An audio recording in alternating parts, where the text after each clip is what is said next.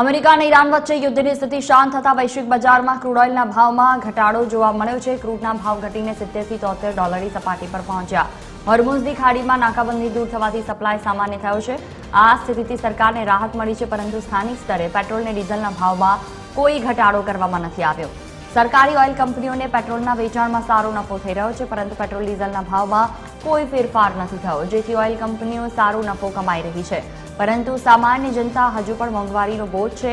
જો કે સરકારે હોટેલ, રેસ્ટોરન્ટ અને અન્ય ઉદ્યોગો માટે કમર્શિયલ એલપીજીના પુરવઠા પરના નિયંત્રણ હટાવી દીધા છે।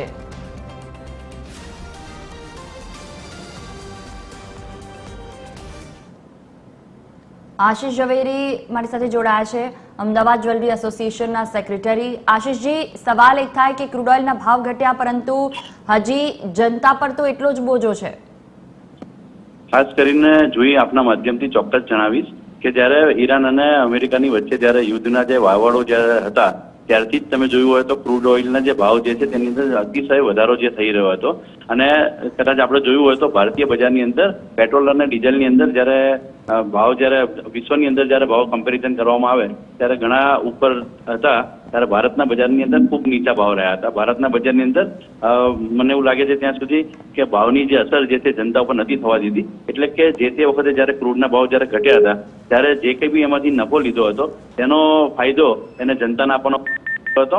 ત્યારબાદ ક્રૂડ ઓઇલના જ્યારે ભાવ ફરીથી વધ્યા હતા ત્યારે ભારતના બજારની અંદર તેનો અસર એટલા માટે જોવા નથી મળી, કારણ કે જે પહેલા જે નફો જે લીધો હતો સરકારે એ નફો જે છે એ વળતર રૂપે પ્રજાને તેમને આપ્યો હતો। અત્યારે ક્રૂડ ઓઇલના ભાવ ઘટી રહ્યા છે, પરંતુ પેટ્રોલ અને ડીઝલની અંદર અત્યારે ભાવ ઘટાડાની શક્યતા નહીવત દેખાય છે। પરંતુ એવું લાગે છે કે આવનારા દિવસોની અંદર જ્યારે આ બધું એકદમ સ્થિતિ વ્યવસ્થિત થઈ જશે ત્યારે કદાચ બની શકે કે પેટ્રોલ ડીઝલની અંદર ભાવની અંદર જે છે ક્રમશઃ ઘટાડો આવી શકે છે। અને સોના ચાંદી ઉપર તેની અસર જે છે એ ખાસ કરીને તમે જુઓ તો જૂન મહિનાની અંદર જે ગોલ્ડ જે છે તેની અંદર 15,500 રૂપિયાનો ઘટાડો, એટલે કે અત્યારે ભાવ કરવામાં આવે તો 3995 ડોલરની અંદર 1,44,000 રૂપિયાની આસપાસ ભાવ કોટ થયા છે।